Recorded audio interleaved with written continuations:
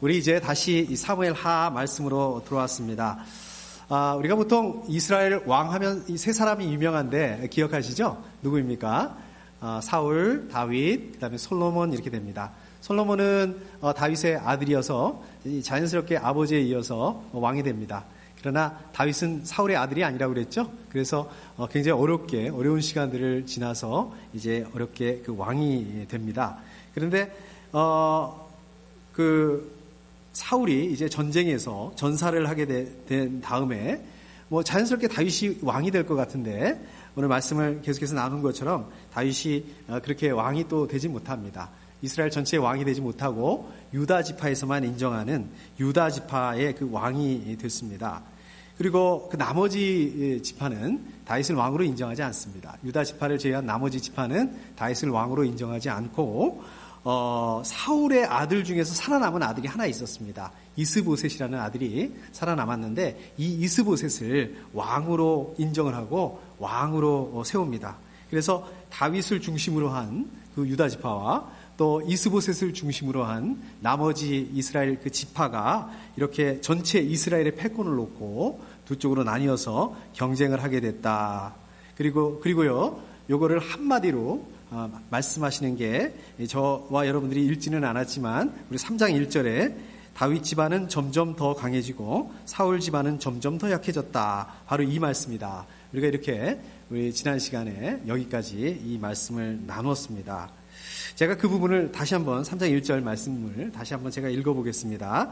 다윗 집안은 점점 더 강해지고 사울 집안은 점점 더 약해졌다. 자, 그런데 객관적인 입장에서 보게 된다면 지금 비록 왕이 전쟁에서 죽기는 했지만 전사하기는 했지만 그래도 사울의 집안은 왕의 집안입니다. 물론 지금 전쟁에서 지고 나라가 어렵게 됐고 그래서 많이 힘이 빠졌다 한다고 할지라도 지금 이 사울의 집안이 왕의 집안이라는 얘기는 그 왕으로서의 그 많은 그 권력과 힘을 아직도 가지고 있다는 말입니다. 그리고 유다를 제외한 모든 그 11개의 지파가 이제 그 사울의 집안을 지지하고 있었습니다. 그런데 반면에 우리 다윗의 집안을 보게 된다면 다윗에는 그런 것들이 없습니다. 아무것도 없습니다. 굳이 이제 한 가지 있다고 한다면 그게 뭐가 있습니까? 하나님께서 다윗을 왕으로, 그것도 꽤 오래전에 왕으로 이렇게 기름 부으셨다. 왕으로 세우셨다. 그거밖에 없습니다. 여러분들도 잘 아시다시피 이거는 정말 중요한 겁니다. 하나님께서 왕으로 기름 부으셨으니까 왕으로 세우셨다. 이거는 굉장히 중요한 부분이고 굉장히 핵심이라고 할 수 있습니다. 그런데 보세요.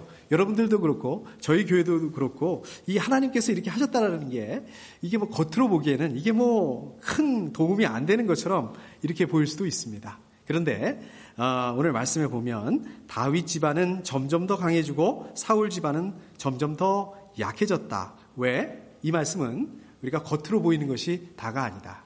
겉으로 보이는 것이 중요한 부분이 아니다. 하나님께서 하시느냐, 함께 하시느냐, 하나님께서 함께 하지 않느냐. 이게 중요하다. 지금 이 말씀을 하고 있습니다.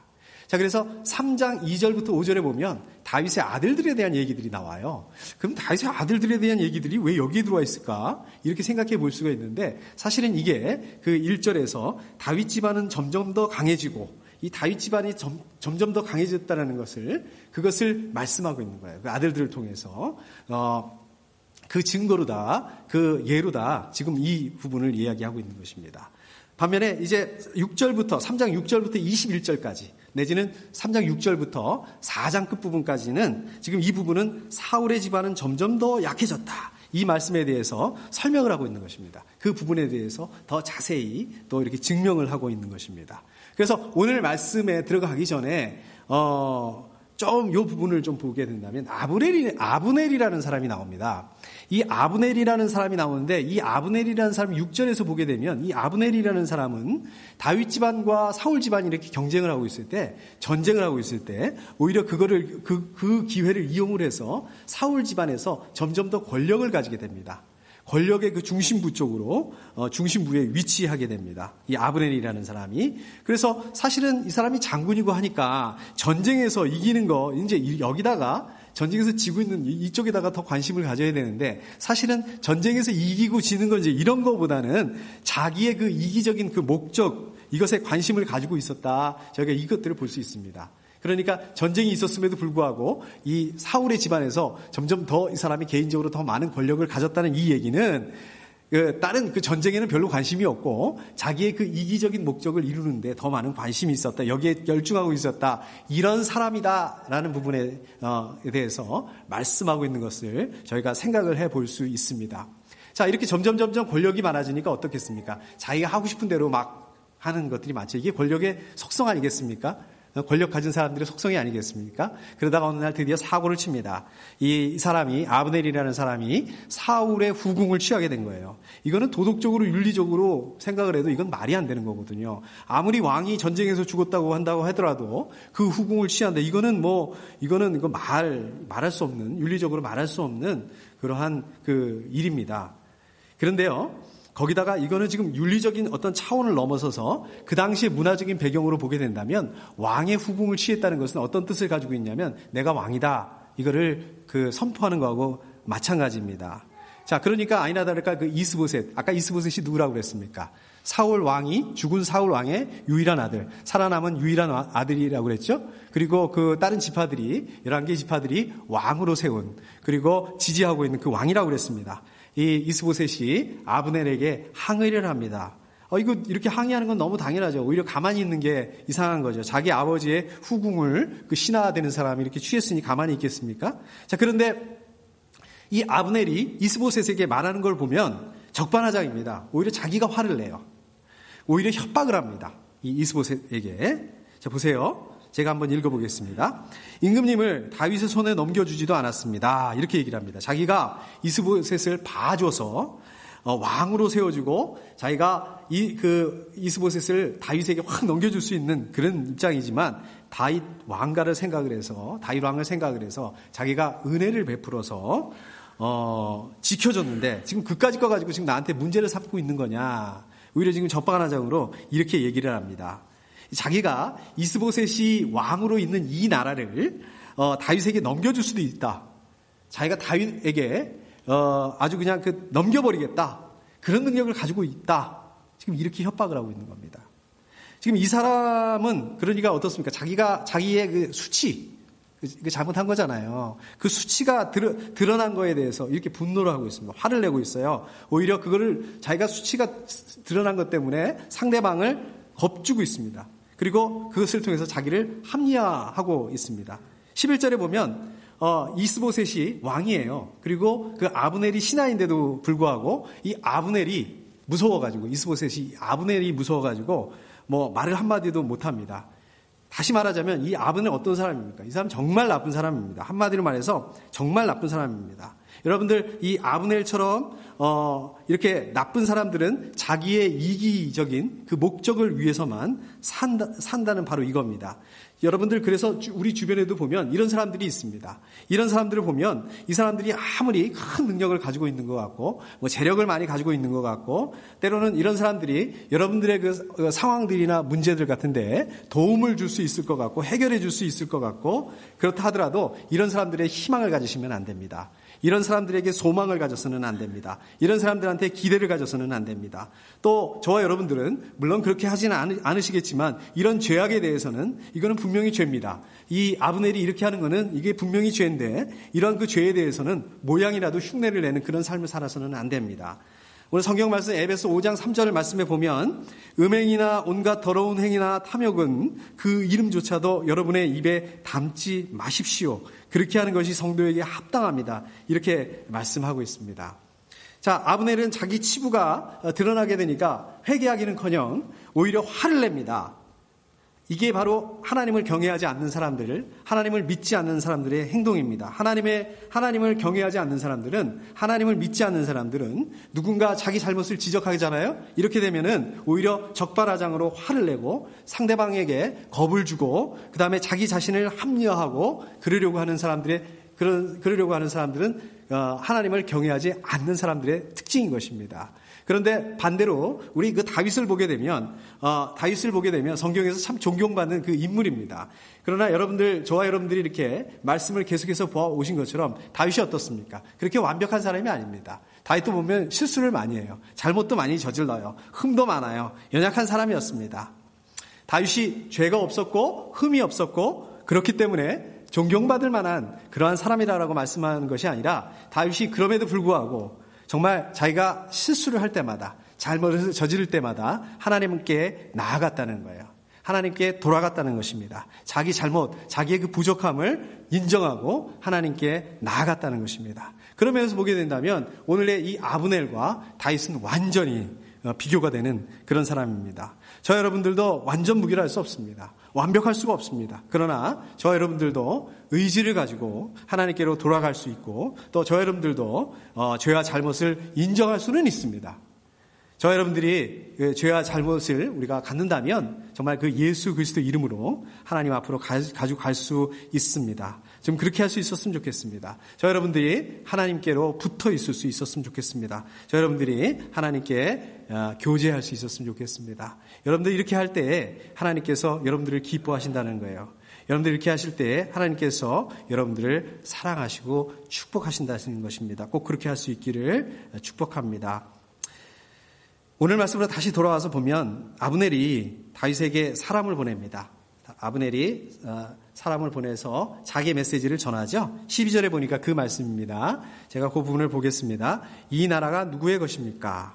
그러니 임금님이 저와 언약만 세우시면 내가 임금님의 편이 되어서 온 이스라엘이 임금님에게 돌아가도록 하겠습니다. 여기서 보면 이 나라가 누구의 것입니까? 이렇게 말합니다. 이 말은 무슨 말입니까?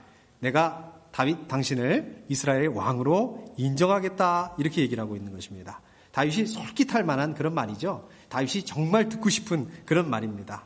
그 다음에 계속해서 보면 다윗 왕으로 인정할 테니까 자기와 밀약을 맺자. 그리고 자기에게 몫을 달라. 자기의 몫을 확실하게 보장해달라. 인정해달라. 그렇게 되면 기꺼이 이스보셋을 배신하겠다. 이스보셋을 배신하고 다윗 쪽으로 넘어가서 다윗이 유다 왕뿐만 아니라 이스라엘의 전체 왕이 될 수 있도록 그렇게 하겠다. 왕이 될 수 있도록 하겠다. 이렇게 제안을 하는 겁니다. 그러니까 아브넬은 다윗이 자기 손을 잡기만 하면 다윗이 분명히 이스라엘 전체의 왕이 될 수 있게 자기가 하겠다. 장담을 합니다. 근데 어떻습니까? 아브넬이 굉장히 자신만만하죠. 지금 권력을 가지고 있고 그래서 그 권력을 이용해서 굉장히 자신만만합니다. 그런데 나중에 어떻게 돼요? 아브넬이 그 뒤에 어떻게 됩니까? 요압이라는 사람한테 암살을 당합니다. 그래서 일찍 죽게 돼버려요. 이게 바로 사람의 한계입니다. 우리 사람들은 어떻습니까? 자기들이 계획을 세우고 자기들이 일을 도모하고 자기들이 다 하는 것처럼 이렇게 보이지만 이게 사람들의 한계입니다. 하나님 나라는 절대로 우리 사람의 능력에 의해서 힘에 의해서 이루어지는 것이 아닙니다. 하나님 나라는 하나님의 말씀, 하나님의 원칙, 하나님의 방법에 의해서 세워지는 것입니다. 저와 여러분들도 마찬가지입니다. 저와 여러분들도 우리의 힘과 우리의 능력으로 다 할 수 있는 것처럼 보입니다. 이렇게 뻔히 보여요.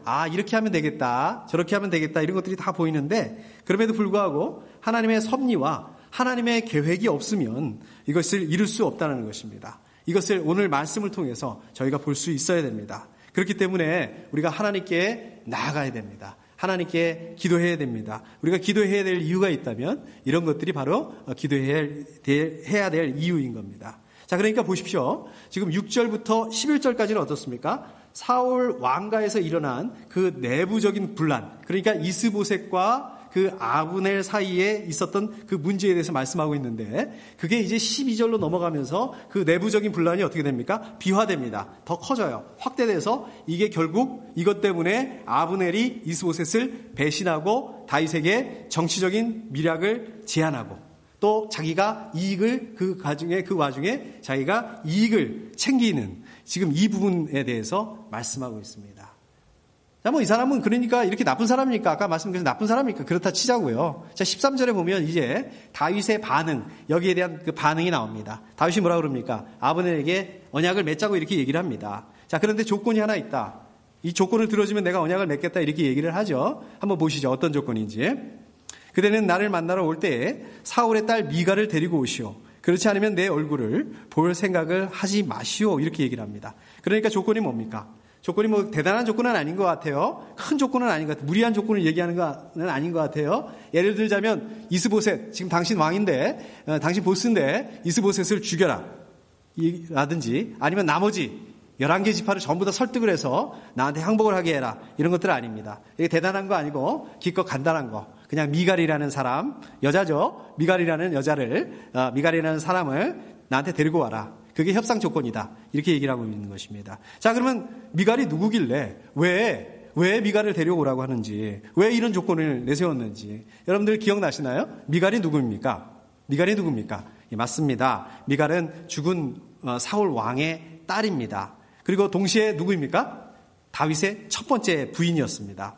그것도 다윗이 미갈과 결혼하기 위해서 어떻게 했습니까? 자기 목숨을 걸고 블레셋 사람 200명을 죽이고서 그 다음에 얻게 된 그 부인이란 말이에요. 이런 면에서 본다면 어떻습니까? 이 기회에 그 원래의 자기 부인, 첫 번째 부인을 되찾겠다. 이러한 그 자기 사랑하는 첫 번째 부인을 되찾겠다. 이런 의도라고 볼 수 있습니다. 이런 순수한 의도로 저희가 볼 수 있습니다. 자, 그러면 그 다음에 이런 말이 나와야 될 거 아니에요. 다윗이 미갈을 무지하게 많이 사랑을 했다. 미갈을 위해서 극진이 대했다. 이런 말들이 나와야 되는데 성경에는 그런 말이 나오지 않습니다. 오히려 성경에는 이 다윗과 미갈이 그 이후로 순탄치 못한 그런 관계 부분에 대해서 말씀이 나옵니다. 대표적으로 예를 들자면 어디 나옵니까? 하나님의 궤를 찾아왔어요. 블레셋 하나님의 궤를 찾아올 때 다윗이 너무 좋아서 막 춤을 추죠. 다윗이 너무 좋아서 막 춤을 추니까 미갈이 어떻습니까? 마음속으로 다윗을 무시합니다. 업신여겨요. 그러니까 또 이 문제 때문에 어떻게 했습니까? 다윗이 미갈한테 말을 함부로 해요. 거의 저주 수준의 말을 내뱉습니다. 퍼붓습니다. 미갈이 나중에 아이를 가지 못합니다. 이런 상태에서 어떻게 아이를 가질 수 있겠습니까? 자, 그렇다면은 오늘 다윗은 왜 그럼에도 불구하고 미갈을 데리고 오라고 그랬는지, 왜 그랬을까요? 왜 미갈을 데리고 오라고 그랬을까요? 왜 정치적인 조건으로 얘기를 하면서 지금 정치적인 미략을 맺으면서 왜 미갈을 데리고 오라고 그랬을까요? 필요하니까. 정치적인 그 미략을 아브넬하고 맺으면서 자기의 정치적인 입지를 굳히기 위해서 그런 목적을 가지고 했다라고 밖에 볼 수가 없습니다. 미갈이 아까도 말씀드린 것처럼 이스라엘 전체 왕, 그 사울의 딸이었습니다. 근데 그 이스라엘 전체 왕 딸이 자기의 아내가 된다면, 부인이 된다면, 이거는 무리한 게 아닙니다. 이거는 없는 거를 있다라고 얘기하는 것도 아니에요. 원래 자기 부인이었어요. 원래 자기 부인을 돌려달라고 이렇게 얘기를 하는 겁니다. 지금 상황이 어떤 상황입니까? 유다 지파 말고 다른 어느 지파도 다윗 왕을 인정하지 않는 이런 상황입니다. 이런 상황에서 이스라엘 전체 왕이었던 그 사울, 그 딸, 그 미갈이 다시 자기 아내가 된다면 누가 보더라도 어떻습니까? 다윗은 이스라엘 전체 왕이 되는 그런 정통성을 가지게 되는 거예요. 합법성을 가지게 되는 겁니다. 유리하게 되는 겁니다. 그래서 다윗이 뭐라 그래요? 그 아브넬에게 미갈을 데려오지 못할 거면 얼굴을 볼 생각을 하지 마시오. 이렇게 얘기를 합니다. 미갈이 오기 전에는 아브넬 당신을 만나지 않겠다라고 이렇게 얘기를 합니다. 지금 이걸 보면 다윗이 미갈에 대한 그런 어떤 순수한 사랑이나 정 때문에 미갈을 데려오라고 하는 것이 아니라 이게 그 정치적으로 자기가 왕이 되는데 미갈을 이용하겠다는 그런 그 의도를 저희가 볼 수 있습니다. 그리고 또 하나 의도가 있죠. 이것들을 통해서 아브넬이 과연 이 이스라엘 전체 왕으로 다윗 자기를 인정하는지, 또 그렇게 자기한테 투항하려고 하는 그러한 그 생각이 있는 건지, 이거를 시험해 보겠다는 그런 의도를 가지고 있다는 것입니다. 저 여러분들이 함께 말씀을 나눴던 것처럼 다윗이 어떤 사람이었습니까? 다윗은 실수도 하고 흠도 있고 그렇지만 저 여러분들이 나눴던 것처럼 다윗은 기본적으로 하나님에 대한 믿음이 있었어요. 하나님에 대한 신뢰가 있었습니다. 분명히 하나님을 확신하는 그런 사람이었습니다. 하나님께 붙어있는 사람이었습니다. 그러나 오늘 말씀해 보면 어떻습니까? 그럼에도 불구하고 이 상황 앞에서 전체 왕이 될 수 있다는, 이스라엘의 전체 왕이 될 수 있다는 이 결정적인 상황 아니겠습니까? 미갈을 데려오기만 한다면 자기가 결정적으로 왕이 될 수 있다라는 그러한 그거는 근데 사실은 벌써 전체 왕이 된다는 것은 하나님께서 벌써 약속하신 거거든요. 그리고 이제 거의 다 왔어요. 이제 거의 왕이 다 돼갑니다. 저기 보입니다. 그런데 조바심이 나는 거예요. 사실은요, 차라리 아주 안 보이면 그냥 그런가 보다 하겠는데 지금 오히려 어떻습니까? 오히려 이럴 때 조바심이 더 지금 나게 되는 거거든요. 그러니까 다윗은 이 상황에서 사울 왕의 딸, 그 미갈만 데리고 오면 이스라엘의 전체 왕이 될 수 있는 그 정통성을 가질 수 있게 될 것이다 라는 그런 인간적인 생각을 가지게 됐다. 그리고 그 인간적인 생각 앞에서 하나님에 대한 믿음, 하나님에 대한 신앙, 확신, 하나님의 말씀, 하나님 방법 이런 거 없습니다. 자기 생각, 자기 방법, 꼼수를 쓰고 있는 거예요. 그러니까 지난번에 다윗이 혼자서 생각을 하잖아요. 혼자서 생각을 해서 그 혼자 생각으로 블레셋에 망명을 하지 않습니까? 그때하고 똑같은 거예요. 바뀐 게 없습니다. 달라진 게 없습니다. 지금 다윗에게 어떻습니까? 다윗에게 하나님이 그렇게 믿는데 지금 이 순간에 다윗에게는 하나님이 없습니다. 다윗에게는 하나님에 대한 믿음이 없어요. 신앙이 아무것도 없습니다. 아브넬 그랬잖아요. 아브넬은 원래 나쁜 사람이라고 제가 그랬잖아요. 그런데 오늘 말씀에서 다윗 보십시오. 뭐가 달라요? 아브넬하고. 그런데 오늘 이 성경 말씀을 보게 되면 이 성경 말씀이 뭐 얘기하고 있는 것입니까? 다윗이 그렇게 연약한 사람이다. 다윗이 나쁜 사람이다. 다윗은 그렇게 정치적인 사람이다. 이 말씀하고 있는 것입니까? 아닙니다. 오늘 성경 말씀에서 보면 이 다윗의 이 연약함, 이것이 다윗만 연약한 것이 아니라 다윗처럼 저 여러분들도 똑같이 연약하다는 지금 이 말씀을 하고 있는 것입니다. 저 여러분들 어떻습니까? 분명히 하나님을 잘 믿습니다. 신앙생활을 잘하고 있습니다. 그럼에도 불구하고 이 아브넬이라는 나쁜 사람, 아브넬이라는 나쁜 사람, 이 사람 나쁜 사람이라는 걸 알아요. 그런데도 그거를 아는데도 이 사람이 그럴듯한 제안을 할 때 우리가 솔깃해질 수밖에 없다는 거예요. 이 미갈을 잘 활용을 하기만 하면, 그거를 잘 활용하기만 하면 내가 가질 수가 있는데, 왕이 될 수가 있는데, 내가 원하는 것을 손에 넣을 수 있는데, 이 솔깃한 제안을 그거를 물리칠 수가 있겠습니까? 저 여러분들이 아무리 믿음이 있다고 한다 하더라도, 저 여러분들이 아무리 하나님을 확신하는 그런 확신이 있다고 한다 하더라도 이 상황 앞에서 인간적인 연약함이 나올 수밖에 없다라는 것입니다. 제가 지난 주일에 주보에다가 목회 칼럼에다가 쓴 내용인데요. 사실 제가 직접 아는 분은 아니고요. 저도 이게 다른 분한테 들은 내용입니다. 어떤 집사님이 계신데 이제 리코스터를 이렇게 했다고 합니다. 그런데 신앙이 양심상 내가 예수 믿는 사람으로서 집사로서 이게 술을 다른 사람한테 이거 판다 이거는 아니다. 이런 생각이 들어서 이거를 이제 정리하기로 한 겁니다. 이게 사실 쉬운 결정이 아니죠. 그래서 이제 더 이상 그 사업을 하지 않기로 하고 다른 사업을 하기로 하고 이제 다른 사업을 이제 시작을 한 거예요. 여러분들 이런 유의 그 간증들 많이 들어보셨잖아요. 뭐 간증은 아니더라도 이런 얘기 많이 들어봤지 않습니까? 이런 얘기 많잖아요. 내가 잘 나가는 사업을 하고 있었는데 내가 잘 나갔었는데 하나님을 위해서 어느 날 갑자기 하나님을 위해서 그 잘 나가는 거 그거 포기하고 과감하게 포기했더니 하나님께서 어떻게 하셨다고요? 막 엄청나게 축복을 해주셔가지고 더 잘 나가게 됐다. 그 후로 더 잘 나가게 됐다. 더 많은 돈을 벌게 됐다. 원래 이렇게 돼야 되는 거 아닙니까? 원래 스토리들이 보통 이런 간증 스토리들이 그렇지 않습니까? 이분이 아무리 뭐 신앙 양심이고 또 선한 마음에서 선한 동기에서 지금 괜찮게 하고 있는 그 리코스터를 포기하고 다른 사업을 시작했으면 그 다른 사업, 새로 시작한 사업이 좀 잘 됐으면 좋겠다는 그런 기대감이 왜 없겠어요? 당연히 있어야죠. 내가 하나님을 위해서 이렇게 하니까 하나님께서 더 크게 잘해 주실 것이다. 당연히 이런 마음이 있는 게 자연스러운 것이죠. 그런데 그 새로 시작한 사업이 어떻게 되냐면 잘 안 되는 거예요. 잘 안 되는 정도가 아니에요. 그것 때문에 몸과 마음이 너무 힘든 거예요. 이게 왜 그럴까? 저는 이 마음 이해합니다. 저는 좀 이 마음 알 것 같아요. 제가 미국에 오기 전에 직장 생활을 했습니다. 말씀을 뭐 계속 나눴던 것처럼. 직장 생활 잘 다니고 안정적인 삶을 살고 있었는데 제가 그것들을 포기하고 하나님을 위해서 포기하고 미국에 왔습니다. 근데 미국에 막상 와보니까 어떠냐면 이거는 장난이 아닌 거예요. 이게 너무 어려운 거예요. 생각보다 너무 어려운 겁니다. 제가 이렇게 포기했으면, 제가 하나님을 위해서 이렇게 포기했으면 하나님께서 최소한 이만큼 해주셔야 되는 거 아닌가? 근데 제 안에 드는 생각은 야 이거 쫄딱 망했다. 이런 기분이 드는 거예요. 이런 느낌이 드는 거예요. 암 환자들이 그런다고 그러더라고요. 그 암 환자, 하나님 잘 믿는 그 암 환자의 분께서 암에 걸렸습니다. 처음에는 하나님 고쳐주실 것이라는 그러한 그 믿음이 있어요. 감사하다고 이렇게 얘기를 해요. 내가 하나님 암에 걸렸지만 하나님 고칠 것을 믿습니다. 감사합니다. 이게 위선이 아니에요. 이게 입에 발린 말이 아니에요. 이게 진짜란 말입니다. 뭐 그런 말이 있잖아요. 그 교통사고 이렇게 났는데, 그 한국분이 교통사고 났는데, 그래서 차 밑에 깔리게 됐어요. 그래서 911 그 구조대원이 와가지고 영어로 얘기했겠죠. How are you? 이렇게 물어보니까 그 한국분이 I'm fine and you? 이렇게 자동적으로 이렇게 얘기를 했다고 하는 말이 있지 않습니까? 이런 거 아니에요. 이런 거 아니고 진짜로 하나님 감사합니다. 암에 걸렸지만 고쳐주실 걸 믿습니다. 진짜 그런 확신이 있단 말입니다. 그러나 상황이 어떻게 돼요? 이분의 그 믿음과 반대로 암이 점점 악화되고 몸이 점점 힘들어지고 이렇게 됩니다. 처음에 가졌던 하나님에 대한 믿음과 확신이 어떻습니까? 하나님의 원망으로 바뀌게 됩니다. 나중에 어떻게 되는지 아세요? 어떻게 되는지 아세요? 하나님 없다. 하나님 없다. 그러니까 이런 상황을 만나게 되면 이런 상황이 얼마나 어렵습니까? 어려워요. 이거 맞습니다. 그렇게 되면 하나님의 말씀이고 뭐고 그냥 상황에 맞는 방법을 찾게 되는 거예요. 그게 맞는 건지 아닌 건지, 그게 지금 하나님의 방법인지 아닌 건지 따지지 않고 그 닥친 상황에서 어떻게든지 내가 한번 해보겠다.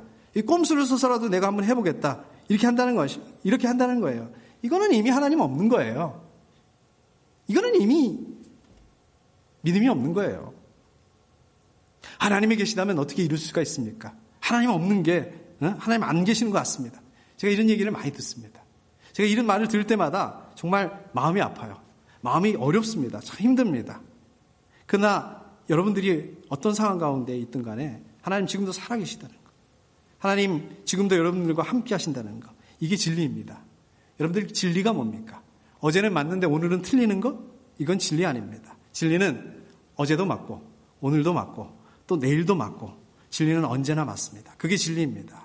여러분들이 어떤 상황에 있든 간에 하나님을 어떻게 여러분들이 생각한다 하시더라도 하나님께서 여러분들을 사랑하신다는 거, 여러분들과 함께 하신다는 거, 이게 진리입니다. 여러분들이 가장 많이 쓰는 말, 우리는 연약하니까, 우리는 연약해서 어쩔 수 없어요. 맞는 말씀입니다. 여러분들이 연약한 인간이기 때문에 어쩔 수 없다는 그 말은 맞는 말씀입니다. 사실입니다. 그러나 이것은 진리가 아닙니다. 이 논리가 여러분들의 그 연약함을 해결해 줄 수 없습니다. 저의 연약함을 합리화시킬 수는 없습니다. 그러면 어떻게 하라고? 그럼 도대체 어떻게 하라고? 믿음을 회복하셔야 됩니다. 며칠 전에 제가 새벽기도 오면서 문득 차 안에서 그런 생각이 들더라고요. 아까도 나눴던 것처럼 제가 처음에 미국 와서 오클라호마에 있었는데 그때 참 쉽지 않은 그런 시간들을 보냈습니다.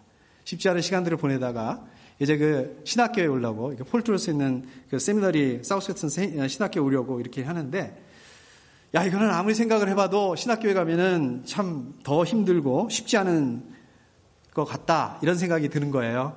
물론 제가 신학교에 와서 거기서 이제 생활을 하는데 오클라호마에서는 될 것도 아닌 훨씬 더 어려운 그런 시간들을 지나갔습니다. 고생들을 했습니다.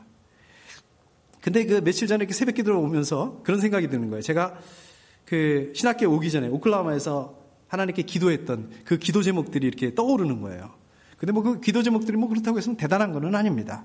그런데 가만히 보니까 그게 다 응답이 되어 있는 거예요. 제가 생각을 안 해서 그렇지 그것들이 다 응답이 되어 있는 거예요. 그러니까 기도 제목이 그렇게 대단한 게 아니니까 제가 부자가 되게 해주세요, 제가 유명한 사람이 되게 해주세요, 이런 거 아니기 때문에 그게 그게 문제가 아니라, 그게 하나님 이렇게 응답이 됐구나, 그게 아니라 그 생각이 드는데 갑자기 이런 생각이 드는 거예요. 하나님 참 신실하신 분이구나, 하나님 이렇게 인도하셨구나, 이거를 다시 기억을 하게 됐습니다.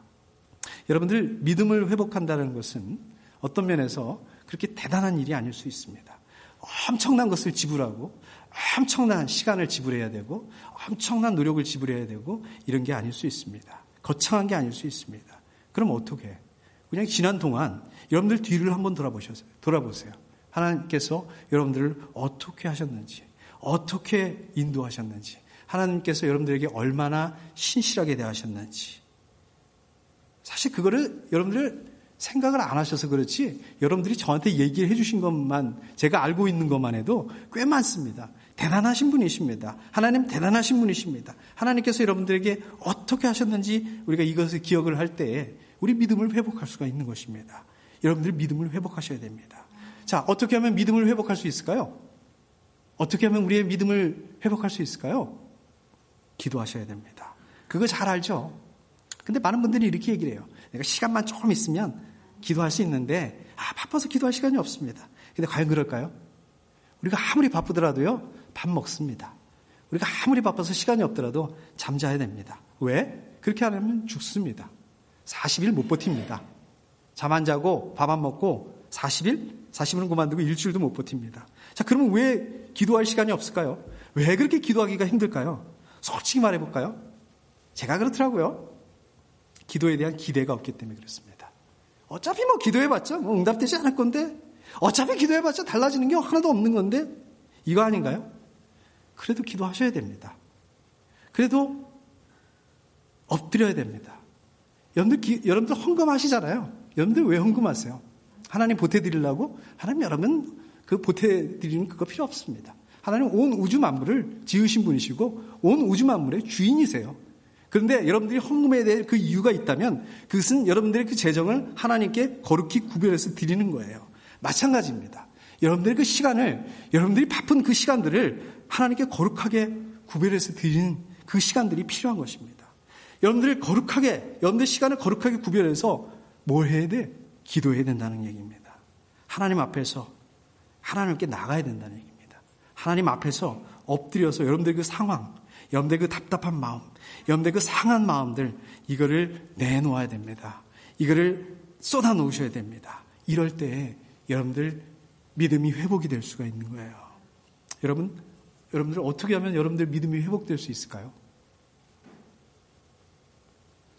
여러분들이 아무리 힘들고 아무리 어렵더라도 목장 모임 꼭 가지셔야 돼요. 목장 모임 꼭 참석하셔야 됩니다. 우리 다른 믿음의 식구들은 이 시간들을, 이 상황들을 어떻게 지나고 있는지, 우리 다른 식구들은 이 상황들을, 이 시간들을 어떻게 반응하고 있는지, 믿음으로 반응하고 있는지, 어떻게 믿음으로 이겨내고 있는지 이거를 나눠야 됩니다. 이거를 들어야 됩니다. 이 시간들을 통해서 목장 모임을 통해서 격려해야 됩니다. 격려 받으셔야 돼요. 바로 이거를 통해서 하나님께서 이 상황들, 이것들을 이겨내고 믿음으로 감당해낼 수 있는 그런 힘을 주신다는 거예요.